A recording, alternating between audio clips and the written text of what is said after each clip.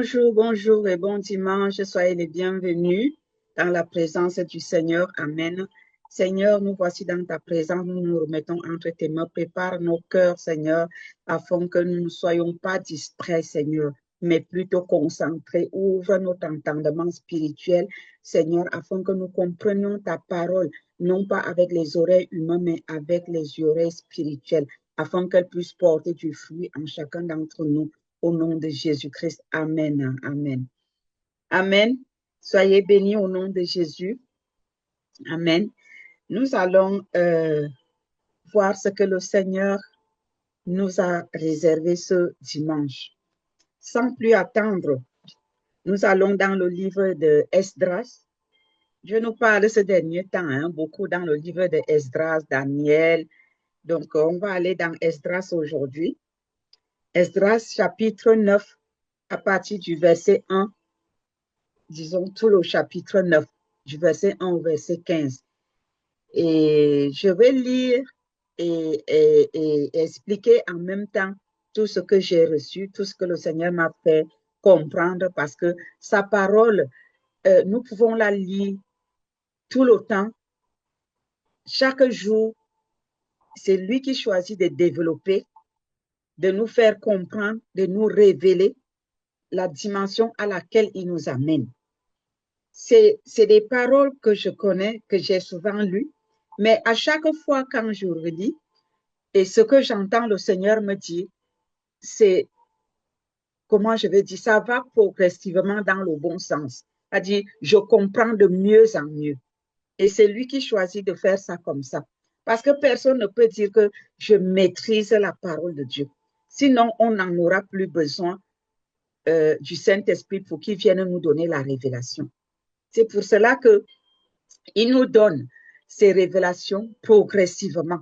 Nous y allons progressivement et chaque jour, on fait des découvertes vraiment, des découvertes merveilleuses. Alors, je vais lire. J'ai dit Esdras chapitre 9 à partir du verset 1. Je lis au nom de Jésus-Christ. Parce que, si vous voulez, c'est une prière de confession d'Esdras à cause de la compromission que nous vivons actuellement aussi dans notre époque. Dieu ne fait rien pour rien. Il ne donne pas des révélations en vain. Nous sommes à cet endroit-là.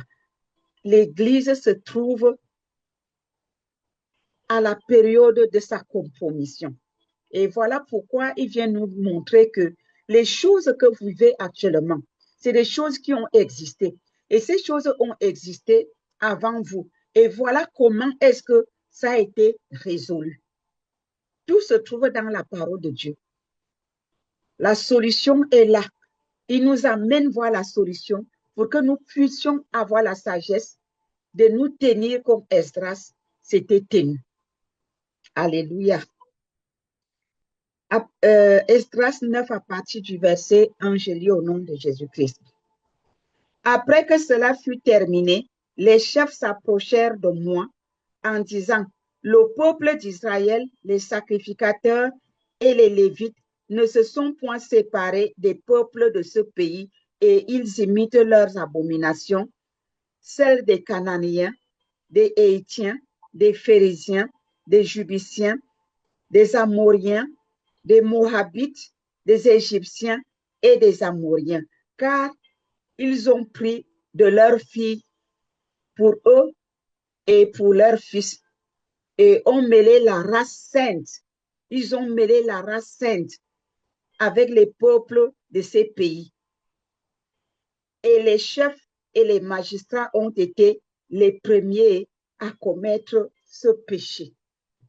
On parle des chefs, les dirigeants. On parle des magistrats, les dirigeants gouvernementaux. Regardez vous-même. La semaine passée, cette semaine qui finit, et depuis même la semaine passée, qu'est-ce que le Seigneur nous a conduit à faire dans l'intercession? Prier pour les dirigeants. Prier pour nos parents spirituels. Prier pour nos leaders, nos mentors. Ici, on nous montre que ce sont les dirigeants eux-mêmes qui ont plongé la main dans la compromission. Ils se sont mélangés avec d'autres pays, d'autres personnes, d'autres peuples. Ils sont entrés dans la compromission. Et c'est ce que nous vivons dans l'Église aujourd'hui. L'Église est mélangée. Nous avons vu la franc-maçonnerie qui a intégré l'Église corps de Christ. Nous avons vu la Rose-Croix. Nous avons vu plusieurs sortes de sectes qui viennent cogner les têtes des gens dans la famille. Quelqu'un ne connaît même pas lire la Bible. Je vais vous donner un court témoignage d'une servante de Dieu. Elle est pasteur, elle dirige une église. Une femme de Dieu consacrée au Seigneur que je connais même, pas bien même. Sa fille, comme les enfants sont ce qu'ils sont, ils cherchaient des solutions rapides. Sa fille est allée voir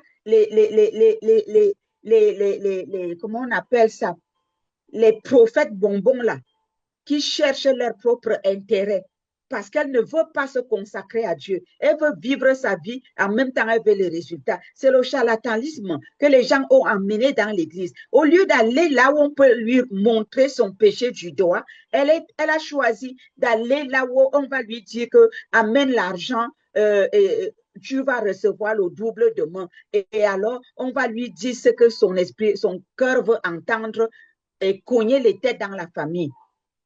Ce faux homme de Dieu, ce faux serviteur de Dieu, ce faux prophète, il ne sait pas que la maman de cet enfant, de cette fille, est une grande servante de Dieu qui craint Dieu, consacrée pour le Seigneur.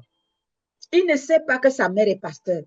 Il se met à dire à la fille que oui, tous tes problèmes viennent de ta maman, ta mère est sorcière, ta maman est ceci, ta maman est cela, ah, il faut la mener ici, moi je vais lui dire mes 4 vérités, machin ceci. Voilà la fille Kounya Kounya. Elle va trouver la servante de Dieu. Oui, maman, un homme de Dieu m'a dit là-bas que mes problèmes viennent de toi, il faut qu'on aille le voir. La mère dit, ah bon, ah, je suis pressée d'aller voir cet homme de Dieu. Ils sont arrivés là-bas. Le gars ne connaît même pas la parole de Dieu. La servante de Dieu l'a mise au pas. À la fin, il dit à la fille, mets-toi un peu dehors, je vais rester causer avec la maman. Il reste demander pardon à la servante de Dieu. Vraiment, je te demande pardon.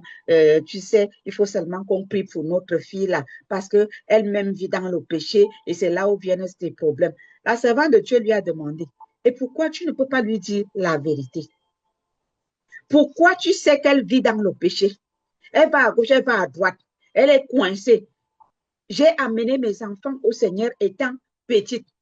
Et au jour d'aujourd'hui, elle vit sa vie dehors. Elle est dans la souffrance. Au lieu de lui tirer les oreilles, toi qui es supposé être le serviteur de Dieu, tu lui dis que sa mère est sorcière, sa mère est ceci. Tu ne savais même pas qui je suis. Le gars, il s'est mis à lui demander simplement pardon. Elle est venue, elle est sortie de là, elle m'appelle, elle me dit, ma soeur, tu ne sais pas d'où je sors, ce que je viens de vivre. Le dehors est mauvais. Elle me dit que Dieu te bénisse. Elle me dit que Dieu te bénisse parce que tu nous as conduits à prier pour les serviteurs de Dieu, pour les dirigeants. Elle me dit, ce sont même les dirigeants de l'Église qui enfoncent l'Église. Elle me dit, tu imagines si je n'étais pas chrétienne, qu'est-ce qui allait enlever dans la tête de ma fille que c'est moi qui pollue sa vie? Elle me dit, j'ai mis le pasteur là à sa place. Donc, cette compromission-là existe au milieu de nous, dans le corps de Christ, dans la maison de Dieu aujourd'hui, comme nous le voyons ici. Les chefs et les magistrats ont été les premiers à commettre ce péché. Ils se sont alliés. Ils sont entrés dans la prostitution spirituelle. Et c'est là où l'Église se trouve aujourd'hui. Nous allons voir la suite, parce que quand Dieu montre quelque chose du doigt, il nous montre également la sortie. Il a l'antidote. C'est ça que j'aime avec le Seigneur. Il ne fait pas seulement les reproches. Il fait les reproches, il nous montre la porte de sortie. Que son nom soit glorifié. Verset 3. Lorsque j'entendis cela, je déchirai mes vêtements. Lorsque j'entendis cela, qu'est-ce que Ezra a fait? Quand il a entendu qu'il y a la compromission dans le pays, que les dirigeants eux-mêmes se sont compromis. Ceux qui sont supposés montrer le chemin aux autres, ils sont entrés dans la prostitution spirituelle. Qu'est-ce qu'Esdras a fait? Il a déchiré ses vêtements. Il ne s'est pas levé pour calomnier. Il ne s'est pas levé pour critiquer. Il ne s'est pas levé pour condamner, pour fusiller ces gens qui se sont compromis. Et c'est ce que nous, les chrétiens, nous faisons. Au lieu de déchirer nos vêtements dans la prière, au lieu de tomber à plat ventre, au lieu de jeûner, quand on dit jeûnons, prions pour l'Église. Ah, moi j'ai mes problèmes. Ah, moi je vais aller prier pour les autres, qui va prier pour mes problèmes. Est-ce que Esdras n'avait pas de problème? Est-ce que Esdras n'avait pas de soucis? Est-ce que vous pouvez me montrer un homme ici sur la terre qui n'a pas de problème, qui n'a pas de besoin, qui n'est pas persécuté? Soyons des Esdras, les Daniel, les Abraham. Lorsque j'entendis cela, j'ai déchiré mes vêtements et mon manteau. Je m'arrachai les cheveux de la tête et les poils de la barbe. Et je m'assis, désolé.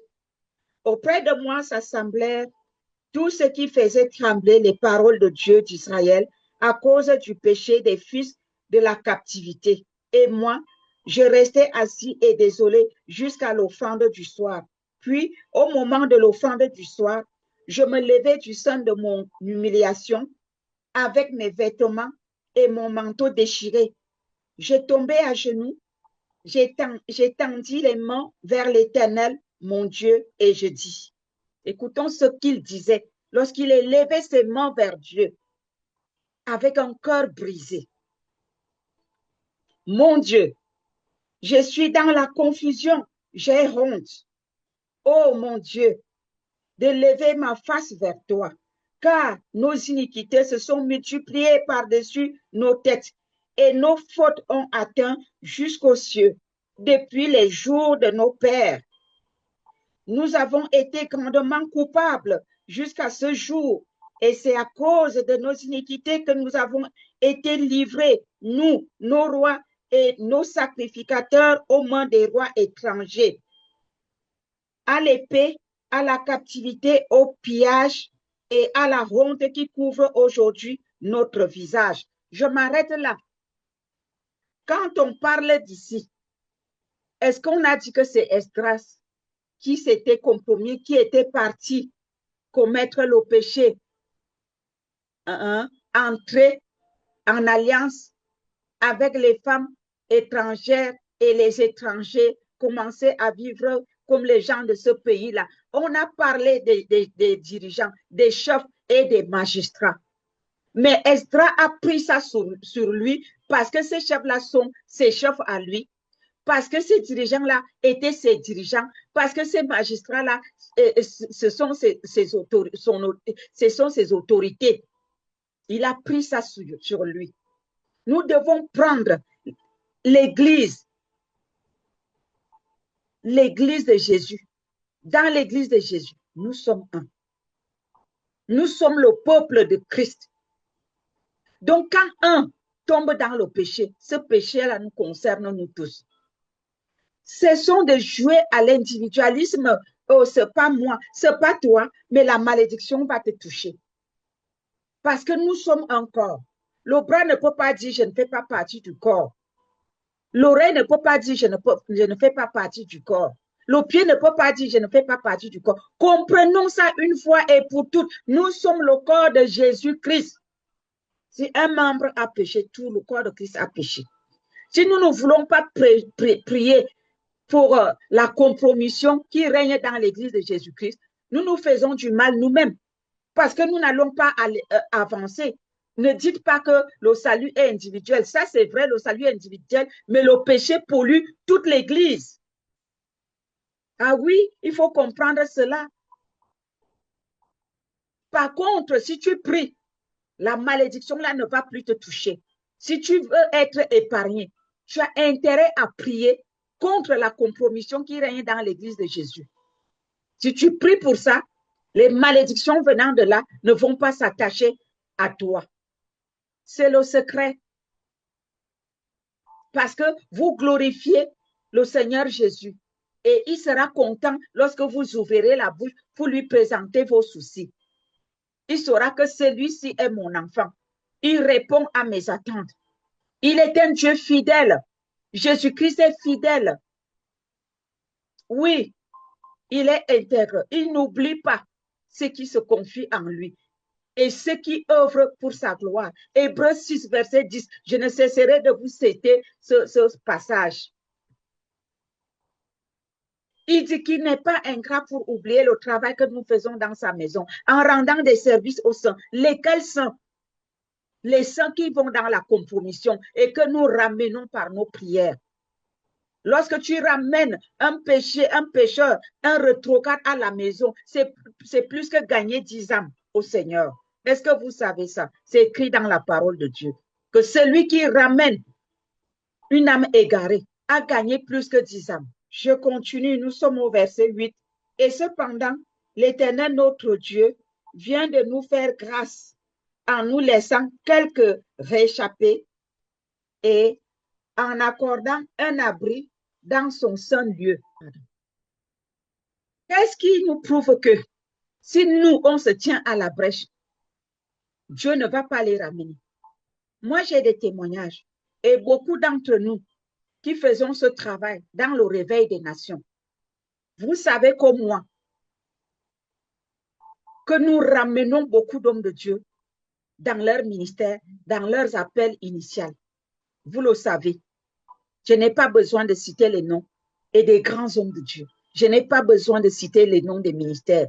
Vous et moi, nous savons très bien que quand on se met, on n'a pas besoin d'un mois. Le résultat est là. Alléluia. Dieu est fidèle dans son alliance. Alors pourquoi ne pas le faire? Plus nous ramenons ces gens, plus nous avons la grâce devant le Seigneur pour être exaucés pour nos propres besoins. Matthieu 6, 33, n'oubliez pas. Cherche premièrement le royaume de Dieu et sa justice, et toute chose vous sera donnée. Si vous êtes concentré sur vous-même et vous ne vous concentrez pas sur la demande du Seigneur qui répond à son Église, mon frère, ma soeur, changez d'attitude. Sinon, vous perdez votre temps. C'est la clé. On peut beau vous prophétiser. Vous pouvez aller à gauche, à droite. On va vous donner des belles prophéties. On va vous dire, oh, demain ce sera ceci. L'année prochaine, vous aurez la maison, la voiture, le mari, de l'argent, ceci, machin, cela. Les années vont passer, vous n'allez rien voir. Pourquoi? Parce que vous ne répondez pas à votre partie d'alliance. Dans une alliance, il y a deux parties. Jésus répond à son alliance. Nous aussi, nous devons répondre à notre alliance, à notre côté d'alliance. Si nous ne répondons pas, il n'y a pas de miracle. Ah oui, il n'y a pas de miracle. C'est que des principes. Le Seigneur dit, si tu fais ci, je fais ça. Si tu fais ci, je fais ça. Regardez dans 2 Chroniques 7, 14. Si mon peuple sur qui est invoqué, mon nom s'humilie, prie et recherche ma face, je ferai quoi? Je l'exaucerai. Il y a le si, S-I, conditionné. Ces promesses sont conditionnées. Et si tu ne le fais pas, est-ce que ça aura lieu? Non. Ne nous trompons pas. Soyons vrais. Nous pouvons refuser. Ce n'est pas pour autant que lui va changer. Il reste là où tu le déposes. Tu tournes, tu reviens le trouver là. Il te dit, maintenant tu as compris. Est-ce qu'on peut marcher? Si tu dis oui, vous commencez 1, 2, 1, 2, 1, 2, jusqu'à arriver à l'exaucement. Si tu dis non, lui, il s'arrête là. Jusqu'au jour où tu vas comprendre, tu vas revenir le trouver là où tu l'avais déposé. Mes frères et sœurs, nous voulons des changements dans nos maisons, dans nos ministères, dans nos vies, sur nos familles, sur nos enfants. Voici la clé. Réponds aux attentes de ton Dieu. Connais ton appel. Prie pour l'Église de Jésus. Les dons que Dieu nous a donnés ne sont pas pour nous. C'est pour l'utilité commune. C'est pour toute l'Église. Ce n'est pas pour nous personnellement.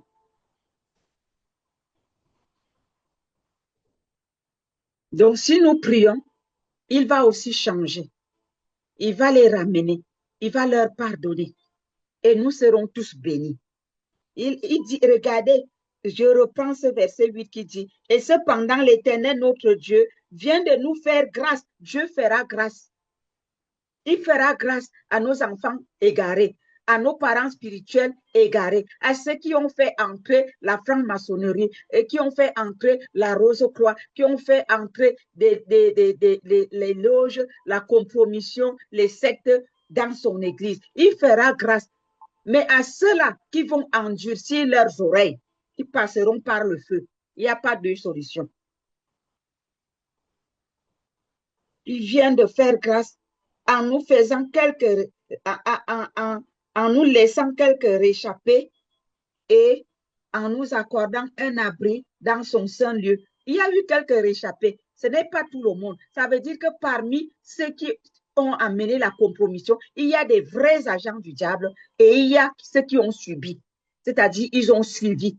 Il y a les suiveurs comme des moutons à cause de la compromission, à cause de la convoitise charnelle, à cause des biens de la terre, ils les ont suivis. Ceux-là, si nous prions, le Seigneur va les ramener. Mais les auteurs eux-mêmes, les vrais agents du diable, qu'on appelle livrets ne changent pas. Eux, ils ne changent pas. Ils connaissent leur destination. Leur destination, c'est dans le lac de feu. Ce n'est pas moi qui le dis, c'est écrit dans la parole de Dieu. Afin d'éclaircir nos yeux et de nous donner un peu de vie au milieu de notre servitude. Dieu va les ramener, ceux qui sont ses enfants, qui sont tombés dans le péché, par ignorance, par compromission, par convoitise charnelle. Dieu veut les ramener.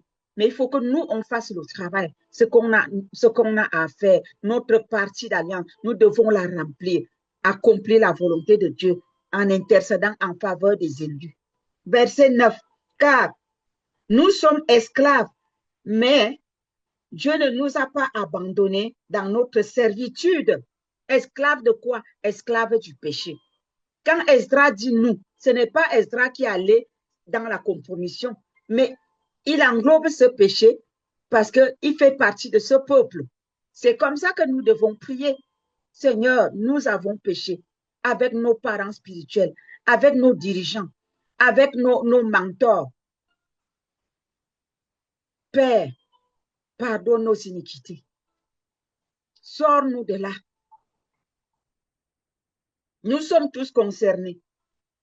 Il nous a rendu les objets de la bienveillance des rois de Perse pour nous conserver la vie afin que nous puissions bâtir la maison de notre Dieu et en relever les ruines. Alléluia.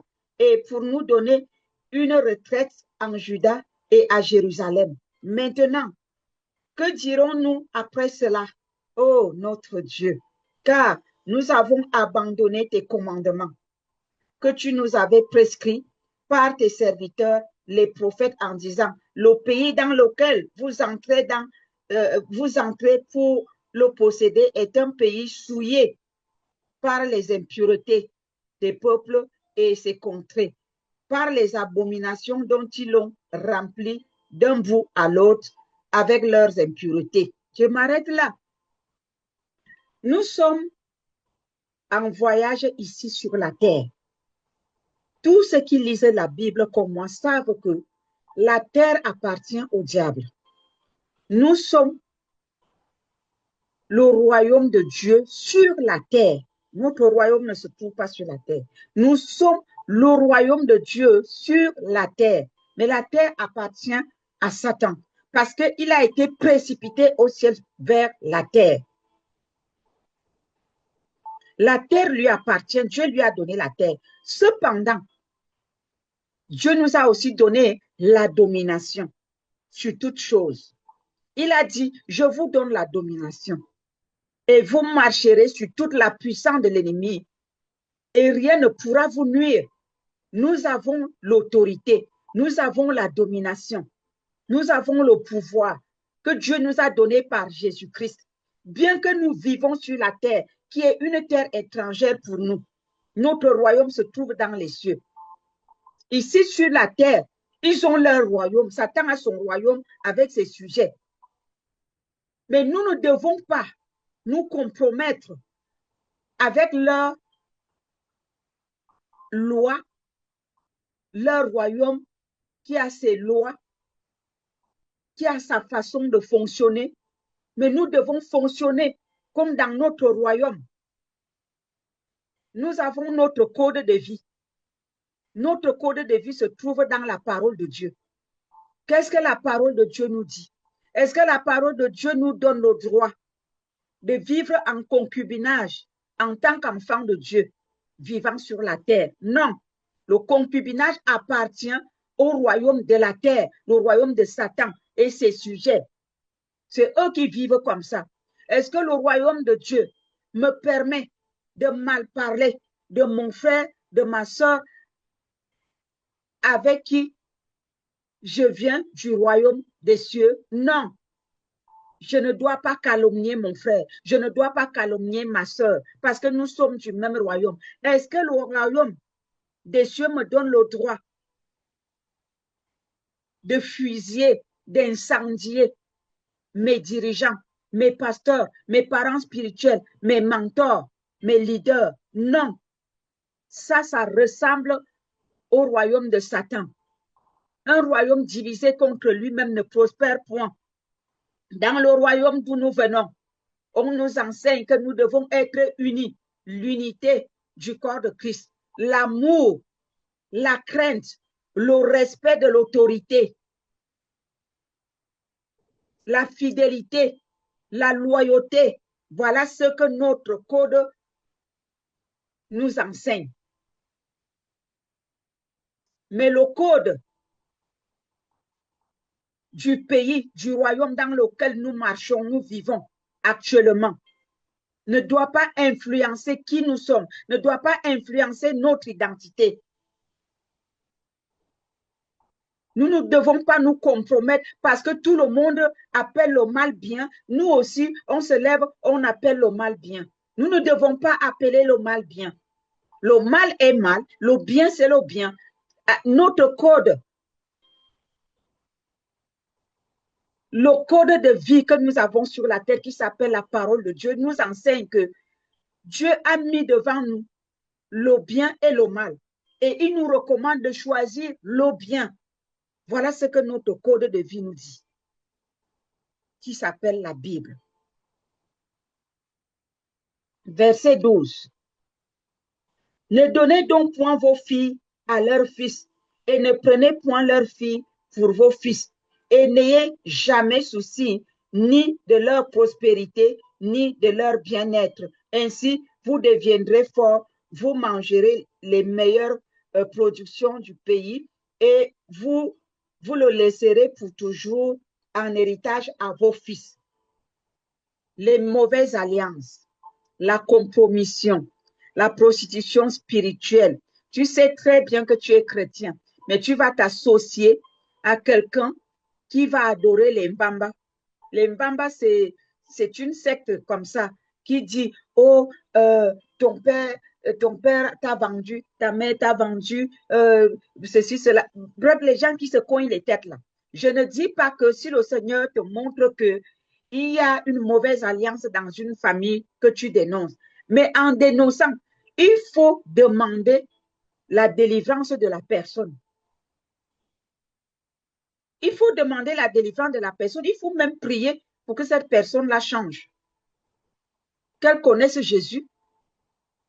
Des fois, en délivrant la personne qui est possédée, si l'autre ne veut pas accepter Jésus, c'est le jugement de Dieu qui tombe sur lui. Tu n'as pas besoin d'aller cogner les têtes. Non. Allez prendre les filles et les fils des autres peuples que vous entendez là. Ce n'est pas physiquement seulement. Mais ça veut dire tu vas chercher les lois et la gouvernance du peuple de Satan et tu amènes dans l'Église.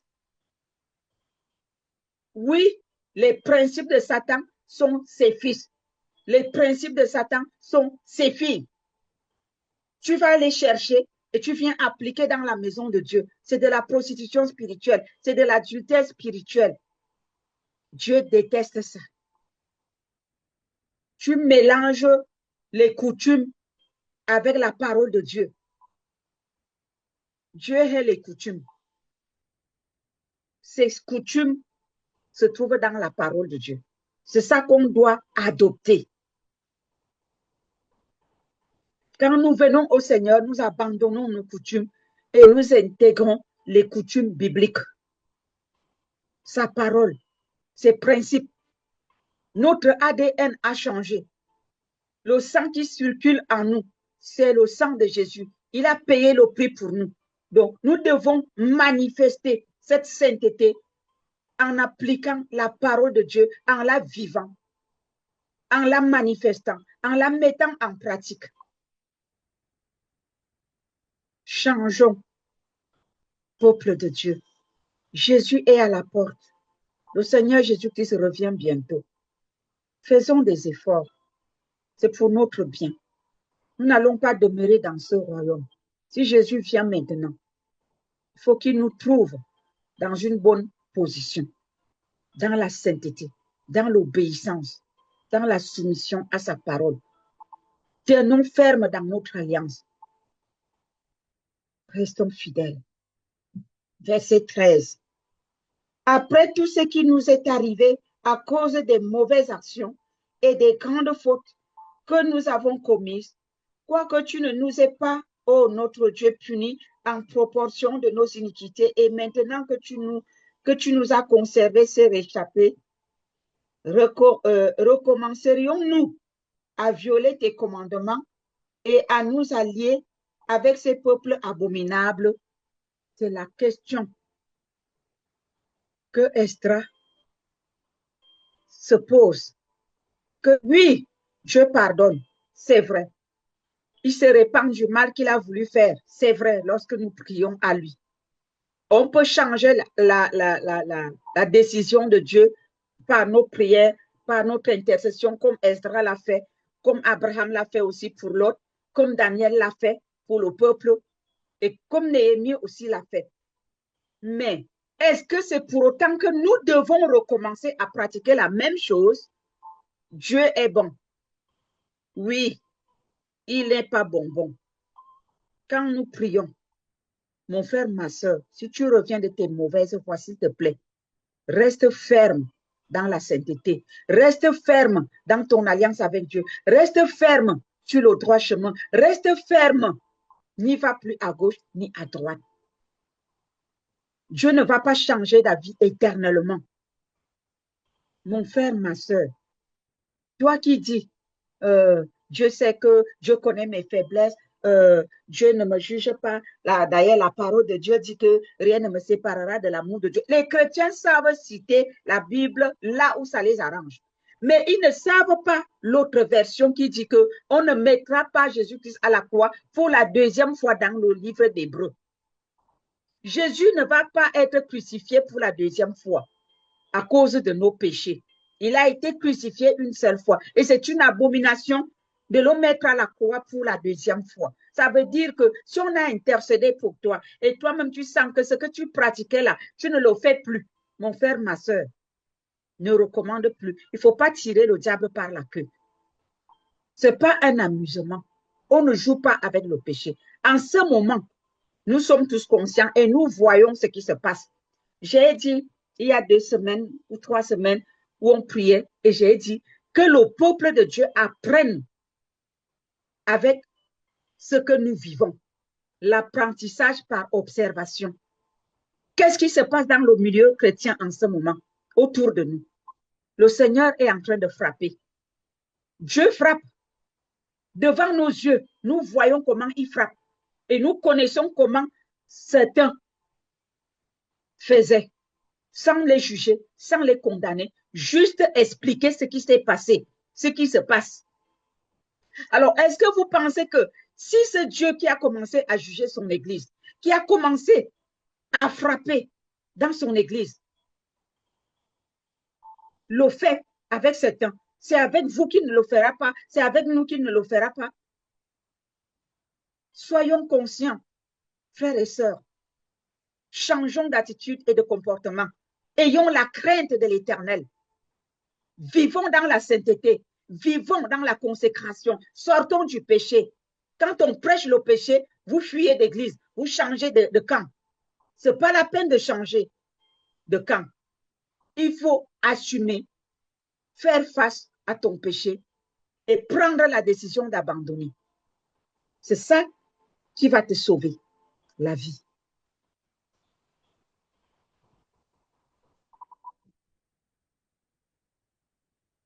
Esdras pose la question, recommencerions-nous à violer tes commandements et à nous allier avec ces peuples abominables?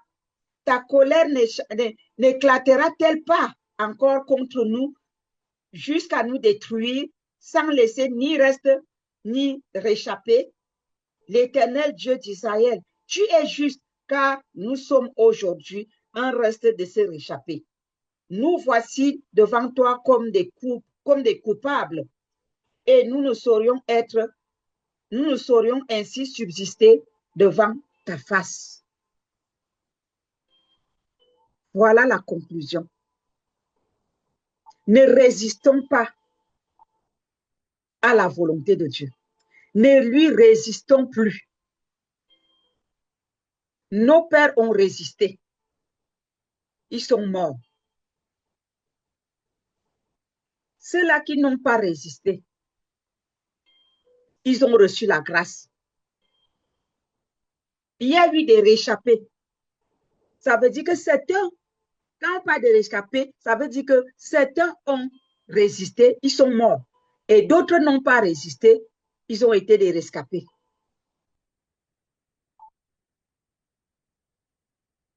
Soyons de ceux-là qui ne résistent pas à la volonté de Dieu et échappons-nous. Voilà le message que le Seigneur nous a envoyé aujourd'hui. Mais nous allons lire quelque chose encore dans le livre de 1 roi, chapitre 8, parce que nous allons voir comment ne pas lui résister. 1 roi, chapitre 8, à partir du verset 46 jusqu'au verset 53. Donc, 1 roi 8, 46, 53, je lis au nom de Jésus. La parole de Dieu dit, quand ils pécheront contre toi, Seigneur, car il n'y a point d'homme qui ne pêche quand tu seras irrité contre eux et que tu les livreras à l'ennemi, qui les amènera captifs dans un pays ennemi, lointain ou rapproché. S'ils rentrent en eux-mêmes, voilà la condition, comme je l'ai dit à la première partie, que ça marche, Dieu, ses bénédictions sont conditionnées. Il dit ici, s'ils rentrent en eux-mêmes, dans le pays où ils seront captifs, s'ils reviennent à toi et t'adressent des supplications dans le pays de ceux qui les ont amenés et qu'ils disent, nous avons péché, nous avons commis des iniquités, nous avons fait le mal, s'ils reviennent à toi de tout leur cœur et de toute leur âme, dans le pays de leurs ennemis qui les ont amenés captifs, s'ils t'adressent des prières, les regards tournés vers leur pays que tu as donné à leur père, vers la ville que tu as choisie et vers la maison que j'ai bâtie à ton nom. Exauce des cieux, du lieu de ta demeure, leurs prières et leurs supplications et fais leur droit. Pardonne à ton peuple ses péchés et toutes ses transgressions contre toi. Excite la compassion de ceux qui les retiennent captifs. Excite la compassion du péché qui les retient captifs. Afin qu'ils aient pitié d'eux. Car Ils sont ton peuple et ton héritage. Et tu les as fait sortir d'Égypte du milieu d'une fournaise de fer. Que tes yeux soient ouverts sur la supplication de ton serviteur et sur la supplication de ton peuple d'Israël pour les exaucer en tout ce qu'ils te demanderont, car tu les as séparés de tous les autres peuples de la terre pour en faire ton héritage, comme tu l'as déclaré par Moïse, ton serviteur, quand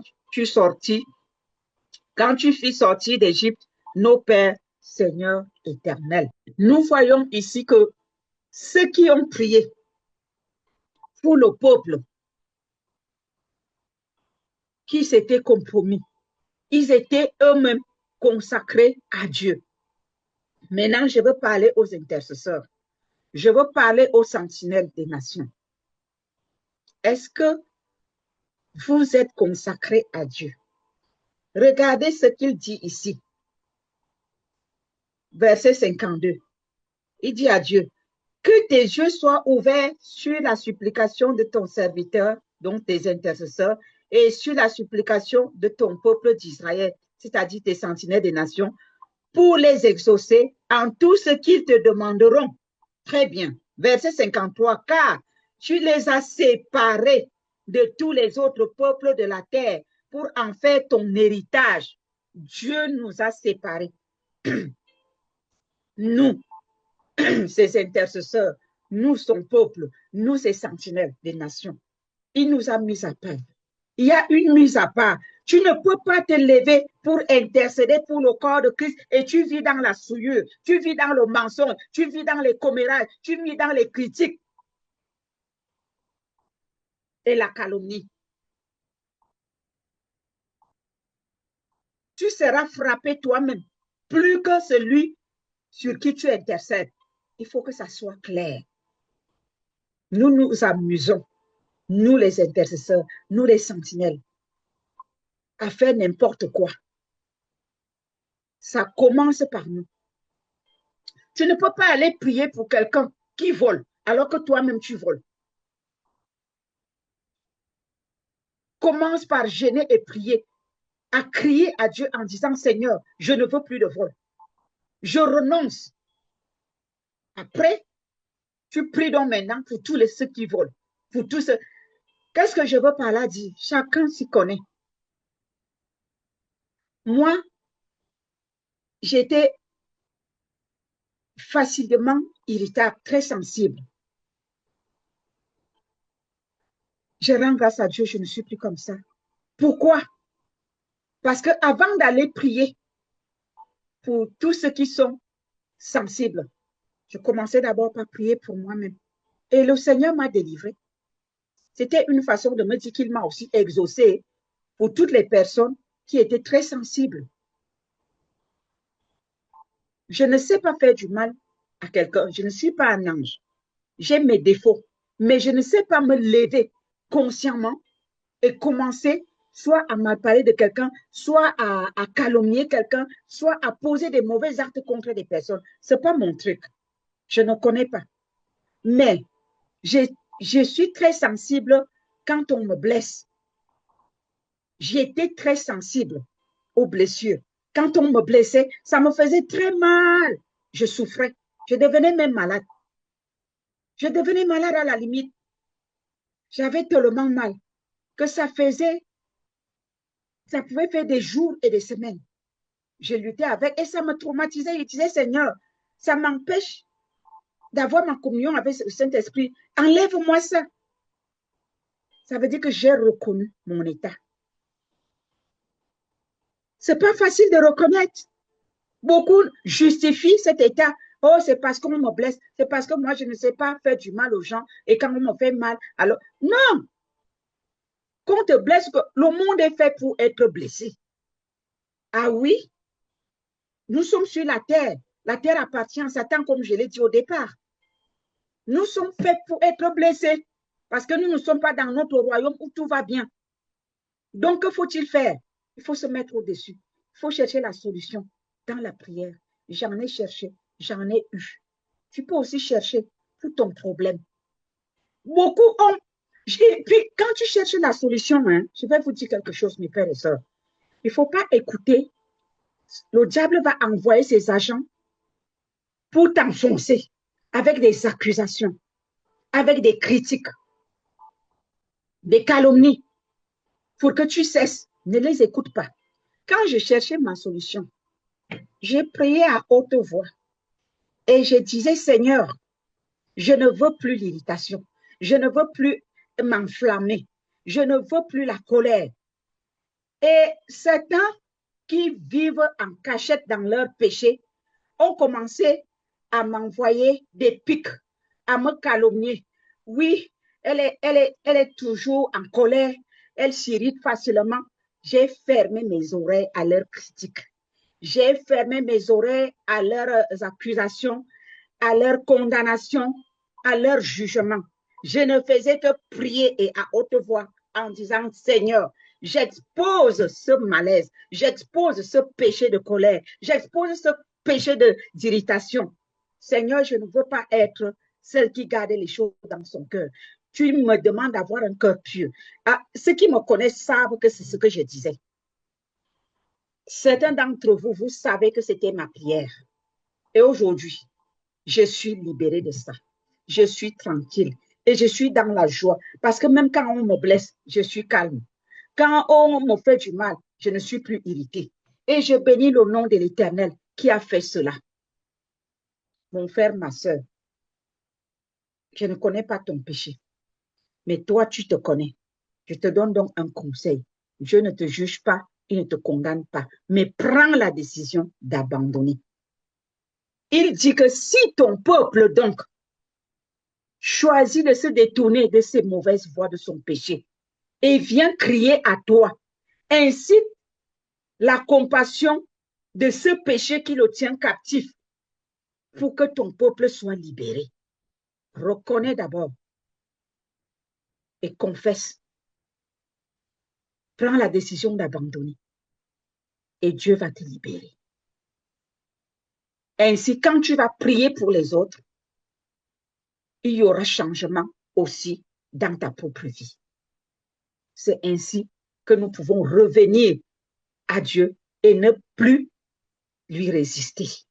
Résister, c'est justifier son péché, refuser de le reconnaître et dire je m'en vais prier pour mes leaders.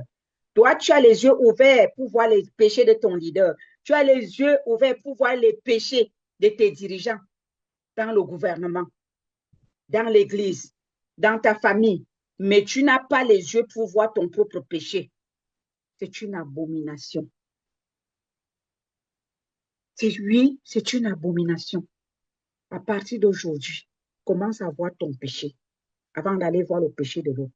Quand tu vas corriger ton péché, le péché de l'autre sera corrigé et Dieu sera glorifié dans ta vie parce que tu as sauvé une âme et tu as sauvé ton âme.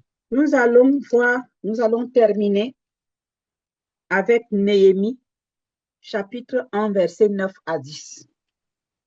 Néhémie, chapitre 1, verset 9 à 10. Je vais lire au nom de Jésus. La parole de Dieu dit, Néhémie 1, 9 à 10. Mais si vous revenez à moi, c'est Dieu qui parle. Si vous revenez à moi et si vous observez mes commandements et les mettez en pratique, alors quand vous seriez exilés à l'extrémité du ciel, de là, je vous rassemblerai et je vous ramènerai dans le lieu que j'ai choisi pour y faire résider mon nom. Son nom réside où? Dans le lieu très saint. Le lieu très saint, c'est là où il y a la rencontre entre nous et Dieu. C'est là où la canne d'Aaron avait poussé les bourgeons en une nuit. C'est dans son sanctuaire. Et c'est le sang de Jésus qui nous donne accès à ce lieu-là, en passant par la repentance, la reconnaissance de notre état d'âme, en prenant la décision d'abandonner. On se retrouve dans ce lieu-là. Et c'est le lieu de l'exaucement. Le lieu qui change la décision de Dieu.